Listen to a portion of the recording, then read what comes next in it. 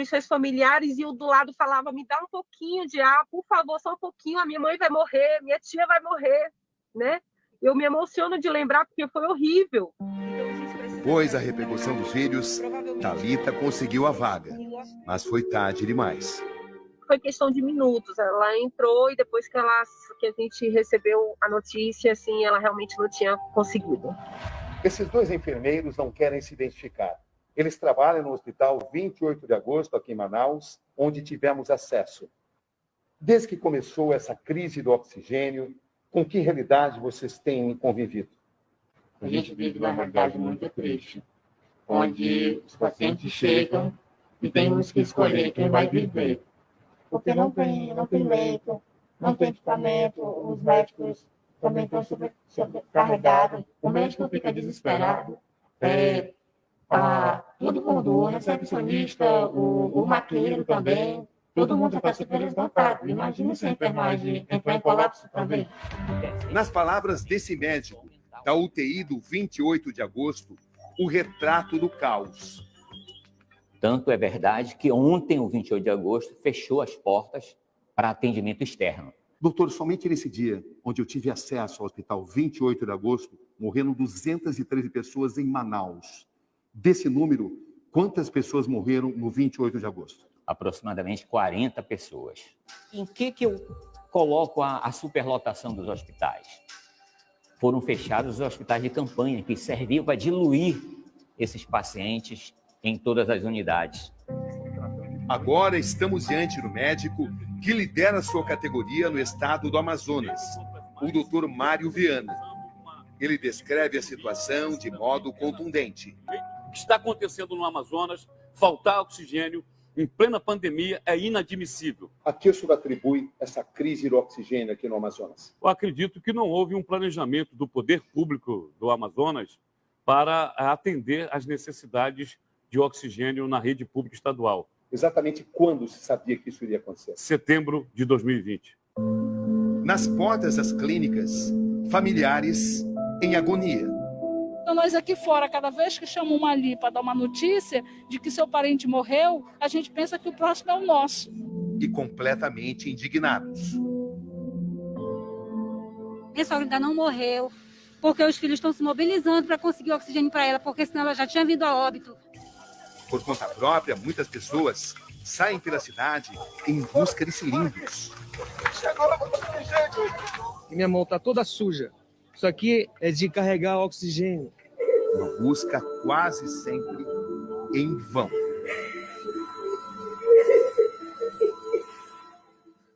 Cada um aqui tem alguém muito próximo entre a vida e a morte. Para quem que é o oxigênio que você está esperando?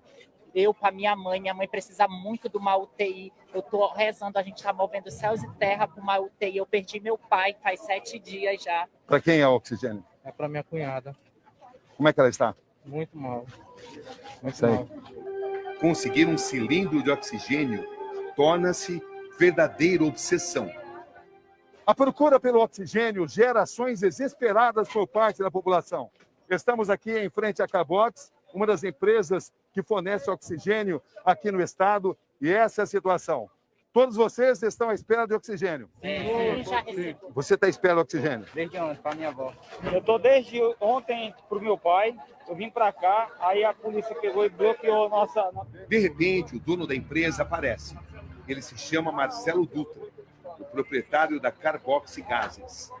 A gente tem a consciência de que as pessoas que estão aqui ainda conseguiram um cilindro para vencer, mas com certeza a grande parte não conseguiu cilindro. E eu não tenho como disponibilizar cilindro. Eles deixam cilindro, nós enchemos o cilindro aqui, por exemplo, ele já deixou nome, já deixou contato. Esse cilindro vai ser enchido e ele vai ser avisado para vir buscar. Estamos próximos a mostrar como o oxigênio é captado e processado a partir da imensidão da floresta amazônica e, principalmente, porque sua produção ainda está muito distante de atender à alta demanda. Nós estamos hoje com toda a planta voltada para a produção do oxigênio medicinal. No entanto, tudo que se produza no estado do Amazonas hoje é insuficiente. nós não temos demanda instalada no Estado para atender a convulsão social que essa cidade se transformou. Tudo começa aqui, nessa planta fabril. O oxigênio é retirado da atmosfera em um processo onde se gasta muita energia.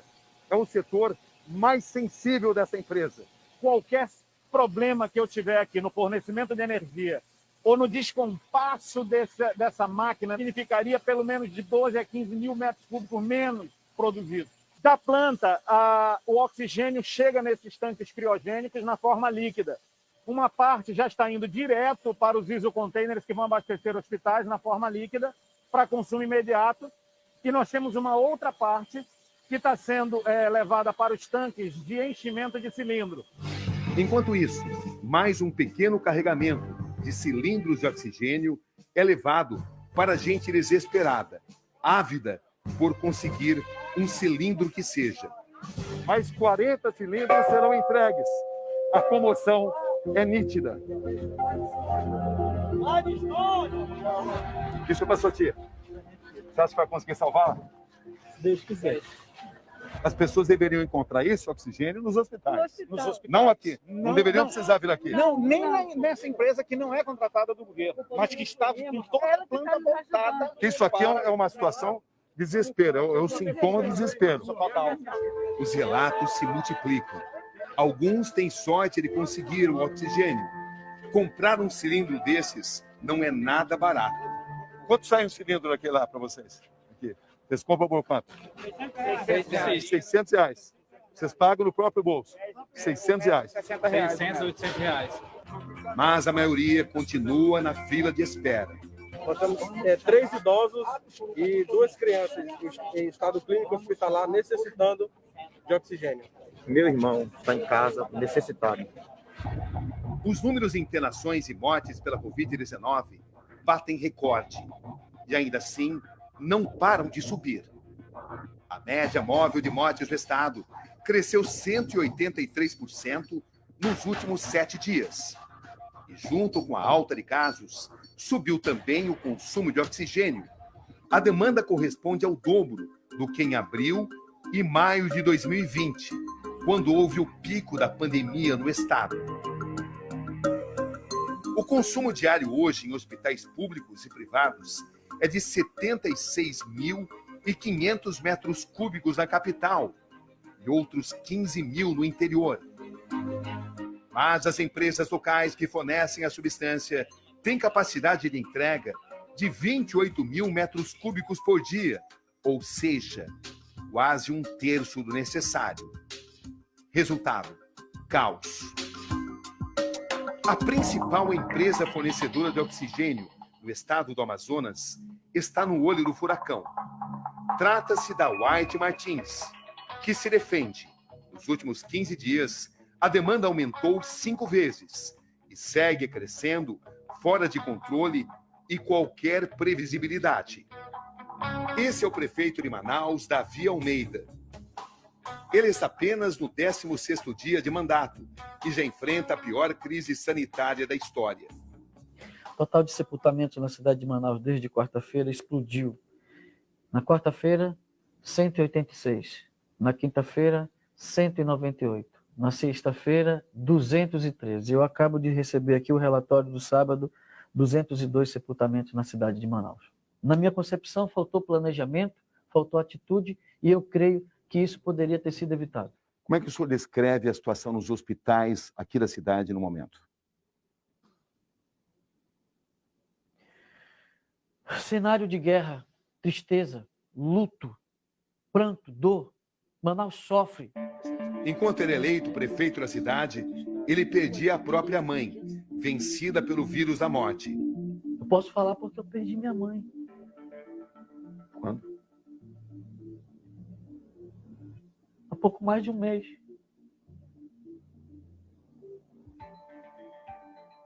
Eu queria ter tido a oportunidade de salvar esse povo.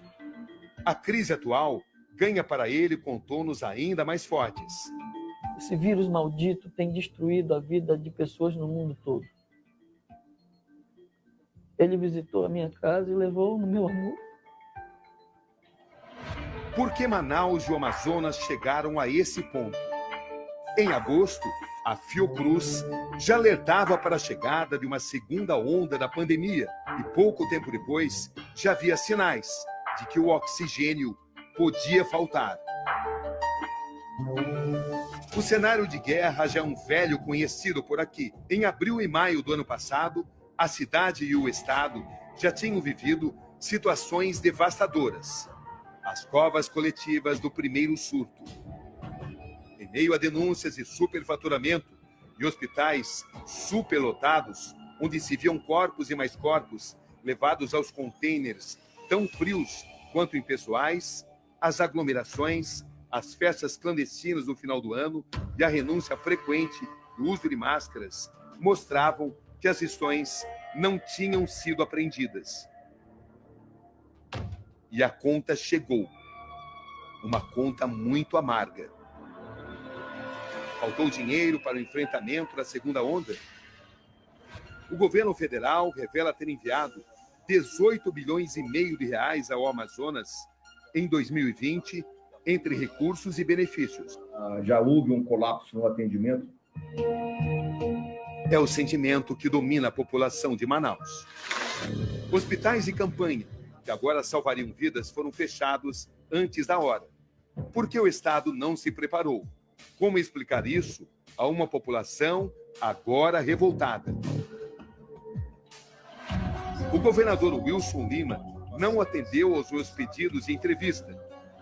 Governadora. Nessa entrevista à Record do Amazonas, o governador assim se defendeu dos que responsabilizam sua administração por parte dos acontecimentos trágicos. O problema não é falta de dinheiro, não é falta de recurso, não é falta do produto no mercado. O problema é a logística para fazer com que esse produto chegue aqui. Porque a gente está lidando com uma carga que é inflamável, né? E uma quantidade significativa de oxigênio. E ele não é transportado de qualquer forma, ele não é simplesmente você chegar lá e abastecer um tanque. Há todo um procedimento para que isso aconteça. Mas a nossa expectativa é que até o final do dia a gente tenha uma situação equilibrada e de abastecimento em todas as unidades. Mas a ajuda demora a chegar. Só na quinta-feira, o ministro da Saúde, Eduardo Pazuello, admite que Manaus vive um colapso. Manaus teve o pior momento da pandemia em abril do ano passado. Já foi em Manaus, já houve um colapso no atendimento em abril. E foi revertido, e aí desceram as taxas, e agora nós estamos novamente numa situação extremamente grave em Manaus. Eu considero que sim, há um colapso hoje no atendimento de saúde em Manaus.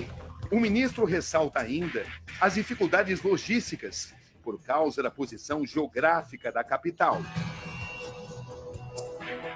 O Estado entrou com uma ação na Justiça para que as empresas fornecedoras de oxigênio garantam o abastecimento. Em paralelo, montou a Operação Oxigênio, junto ao Ministério da Saúde, para buscar o insumo em Fortaleza e em São Paulo. Desde sexta-feira, aviões da Força Aérea Brasileira aterrissam na capital amazonense, levando cilindros. Parece apenas uma gota no oceano, ou nos rios da bacia amazônica. O governo também decide transferir pacientes com estado de saúde moderado para outros estados. Até sábado, pessoas foram levadas para Goiás, Piauí, Maranhão, Brasília, Rio Grande do Norte. Esta é a situação nos hospitais e nos cemitérios. Ou seja, o caos continua. Bora aqui! Chegou, gente! Dentro dos hospitais, a imagem da superlotação. Algumas unidades ampliaram o horário de funcionamento e instalaram câmaras frigoríficas. A prefeitura anunciou a abertura de 1.000 covas. O nome é Francilene, mas todos a conhecem como Fran. Aqui está ao lado dos filhos. Uma mulher extrovertida, comunicativa, sempre disposta a ajudar os outros. Há 5 dias, ela se sentiu mal. Tinha febre, dores no corpo, cansaço. Desta forma, foi internada na Policlínica Redenção. Seu estado se agrava. O tempo vai se esgotando. O livro da história de Francilene tem suas últimas páginas. Ela morre no começo da tarde desse sábado. Domingo, 8 da manhã, estamos na entrada do cemitério Parque do Tarumã. A dor da despedida. Mas nossa entrada é barrada. A gente não pode registrar o sepultamento? Não. A responsável pelo cemitério me informa que a ordem é do prefeito. Não podemos mesmo entrar. Mas isso não nos impede de mostrar o que está sendo ocultado. Denise, a irmã, está lá dentro e tudo registra. E assim vai me mandando o que de fato acontece. O mínimo que todo ser humano precisa, que é ter o direito de respirar. A gente ainda tem que lidar com uma situação como essa, indignante. Tá aí, ó, Cabrinho. O nosso último adeus tá assim, ó, no meio de um monte de lama, do lado da cova dela. Aqui, acabaram de abrir. Manaus está desse jeito. Do lado de fora, os parentes que não conseguiram entrar se emocionam. Ela estava com Covid dentro do hospital, completamente sem ser assistida. Minha irmã morreu, deixando 4 filhos menores, sem a menor condição, por falta de oxigênio. Entre os que estão nesse momento enterrando seus mortos, personagens que jamais esqueceremos. Biografias que se recusam a ser simples números da segunda onda. Será mesmo que dessa vez se aprendeu algo? Para tentar frear a transmissão do vírus, na quinta o governo estadual impôs um toque de recolher por pelo menos 10 dias. Essa é a imagem da crise. O toque só não vale para profissionais com atividades consideradas essenciais. A minoria da minoria. O aumento de casos já era esperado após as festas de Natal e Ano Novo. Por isso, no final do ano, o governo chegou a decretar algumas restrições, mas voltou atrás após protestos de comerciantes e empresários. Em dezembro, o senhor, como médico de uma UTI, já sabia que essa crise iria acontecer. Com certeza. O que isso nos ensina? Que nós precisamos melhorar o diagnóstico precoce e o atendimento imediato ao paciente com Covid. Por trás de tantas mortes, há também nessas terras a constatação da existência no Amazonas de uma mutação do vírus da Covid-19. A variante do vírus encontrada aqui é a E484K, um novo desafio para os cientistas. Essa variante identificada em Manaus, ela tem maior infectividade, ou seja, elas são mais facilmente transmitidas entre humanos, tem maior capacidade de infiltrar as células humanas. O pesquisador da Fiocruz, Jessen Orellana, pesquisa o assunto sem parar. Independente da cepa ser mutante ou não, ser conhecida ou não, ela só vai circular se nós permitirmos. Portanto, se nós abrirmos mão do uso de máscaras adequado, da higienização adequada, se continuarmos promovendo aglomerações desnecessárias, nós não apenas vamos nos preocupar com essa nova variante, mas também com o aumento do número de casos e podemos fazer o que nós estamos vendo em Manaus. O governador do Amazonas, Wilson Lima, fez na última sexta-feira um pronunciamento para falar sobre a situação em Manaus. Vamos ver um trecho do que ele disse. O nosso grande problema hoje é a falta de oxigênio. E não tem a ver com falta de recursos, falta de dinheiro ou falta de produto no mercado nacional. O grande problema é fazer com que esse oxigênio chegue no estado do Amazonas. A maneira mais rápida de chegar aqui é através de avião. Mas as únicas aeronaves que podem fazer isso são da Força Aérea Brasileira. E mesmo assim, ainda trazem uma quantidade pouca em razão da sua capacidade e do risco que é o transporte desse produto. Já foram requisitadas 10 mini-usinas que serão instaladas em algumas unidades. Nós continuamos com o nosso trabalho de remoção de pacientes para outros estados e também estamos recebendo no final do dia uma carga significativa. Isso vai nos ajudar a começar a estabilizar o nosso sistema. O Brasil já tem a primeira pessoa vacinada oficialmente contra o novo coronavírus.